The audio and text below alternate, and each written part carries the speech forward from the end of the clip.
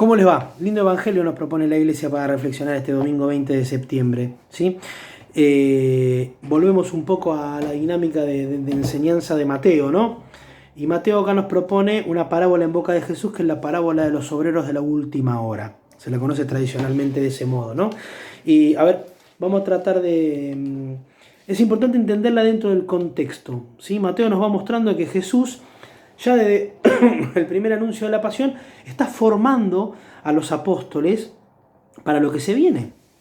¿Sí? Los apóstoles van a tener que encarar una obra que es la de tomar la posta de Jesús.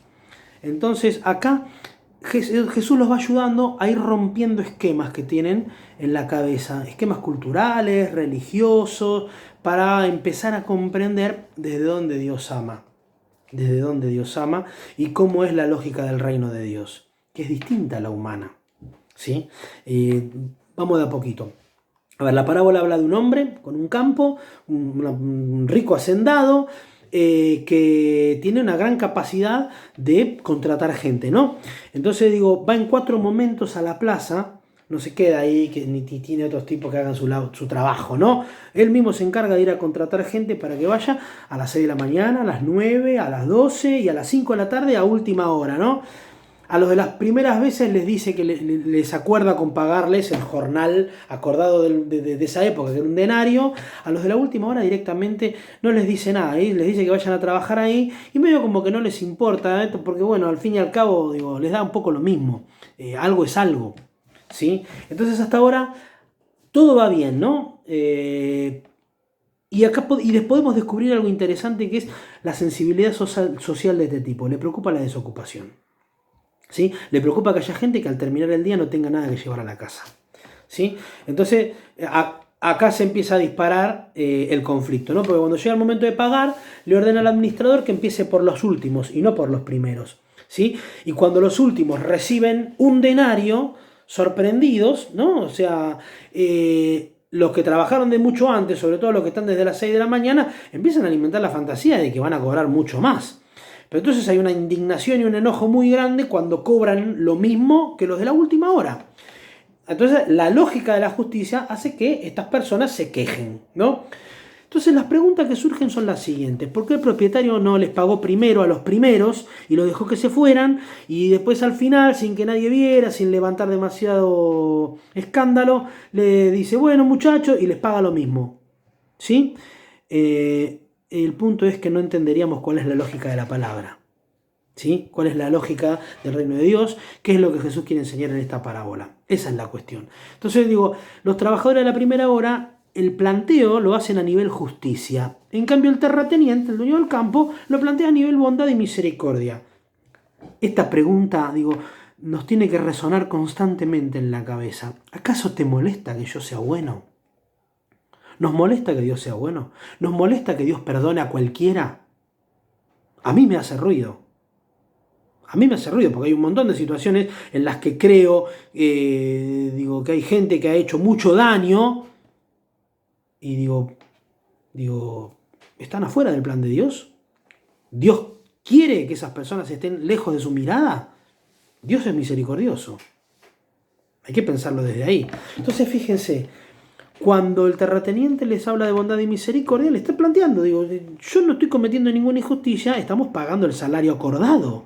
¿Por qué te molesta que yo sea bueno? ¿Por qué te molesta que les pague lo mismo a los otros? Acá hay una cuestión que no tiene que ver con la justicia, sino con la bondad. Sabe que las personas que trabajaron desde la última hora necesitan el dinero para vivir.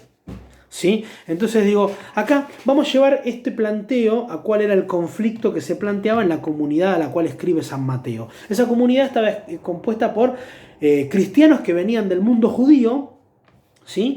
Y gente que se había convertido también y que seguía el camino de Jesús, que venían desde el extranjero, desde el mundo pagano. Y entonces digo, meterse en este tema de la justicia por la paga y todo esto, digo, no por la paga, por el sueldo, sino en la justicia o la misericordia de Dios, podía levantar así mucha polvareda. ¿Por qué? Porque el mundo judío, digo, se sentía superior a nivel religioso. ¿Sí? Venían con un compromiso con Dios que se remontaba mucho tiempo antes desde Moisés, tenían el sello de la alianza con Dios en la carne, la circuncisión, habían cumplido con los mandatos y con los decretos de Dios, no habían faltado a la sinagoga. ¿Cómo le iban a pagar lo mismo a estos paganos recién convertidos que habían pasado mucha parte de su vida sin preocuparse ni de Dios ni del prójimo? ¿Sí? Entonces, en ese planteo se entiende cuál es el reproche que Dios, que es el dueño del campo, les hace. El problema de ustedes no es la justicia, sino la envidia. El problema no es la justicia, sino la envidia. Les molesta que Dios sea bueno. A muchos de nosotros nos molesta que Dios sea bueno, porque no nos entra en la cabeza. ¿Sí?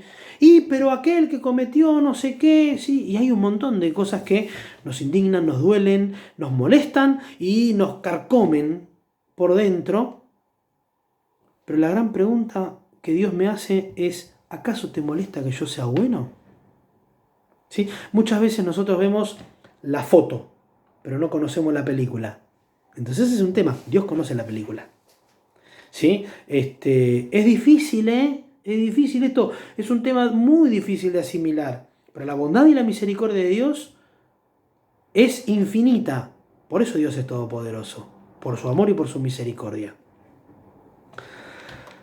Digo, desde el momento de la comunidad de Mateo hasta hoy pasaron 20 siglos. Imagínense que el Evangelio de Mateo apareció entre el año 80, año 90, o 40, 50 años después de la Pascua.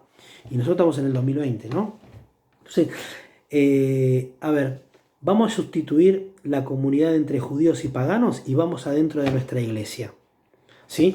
¿Cuántos cristianos que desde chiquitos cumplimos con la voluntad de Dios? Ir a misa, el bautismo, la reconciliación, la comunión, la confirmación, el casamiento por iglesia, ¿sí? Participa en la parroquia, tenés grupos juveniles, tenés Cáritas, tenés toda catequesis, todo el día en la parroquia, ¿no? Y después tenés gente que va a la iglesia cuando se muere un pariente, cuando se casa el primo, al bautismo del ahijadito y no sé qué, y que aparte interpretan lo que la iglesia enseña según les conviene. Y también tienen la lengua rápida para criticar, ¿no? A algunos de ellos puede parecerle, algunos de ellos cristianos así comprometidos, les puede parecer una gran injusticia, porque en definitiva en vez de preocuparnos por lo que pasa en nuestro corazón, siempre estamos mirando la paja en el ojo ajeno, pero no vemos la viga en el nuestro, como enseña Jesús. ¿Sí? Dios no ve el tema de la injusticia, porque no podemos plantear todo en términos de premios y castigos, porque Dios ni premia ni castiga. Dios no nos exige mérito. El amor de Dios no tiene mérito, es gratis. Dios te ama porque sí. ¿Se entiende? Entonces digo, si alguien después de todo esto sigue indignado con la actitud de Dios como Padre y Madre misericordioso, se tendría que preguntar si no es un poco hipócrita, ¿no? Porque en definitiva, digo, es el que piensa, nos pensamos, nos creemos, a mí me pasa, ¿no? Digo que estamos trabajando desde las 6 de la mañana, todo lo hicimos bien, que Dios me va a recompensar un montón y qué sé yo. Y cuando empezamos a ver nuestra vida con detenimiento, no vamos a dar cuenta de que en realidad no laburamos desde las 6 de la mañana, sino que estamos trabajando desde las 11, que en cuanto no nos mira el jefe hacemos la plancha y descansamos, o charlamos de más en vez de trabajar. A buen entendedor, pocas palabras, ¿no?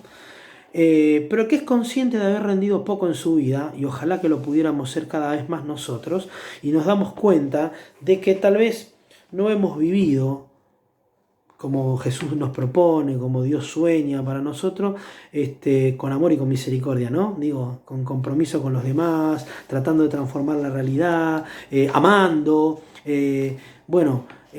Tal vez esta parábola nos anime un poquito, ¿sí? Digo, siempre podemos empezar, porque en definitiva el perdón y la misericordia de Dios nos da la posibilidad de volver a empezar. De volver a empezar. Y ahí nunca es tarde. Nunca es tarde. Que tengan una buena semana. Les mando un abrazo grande.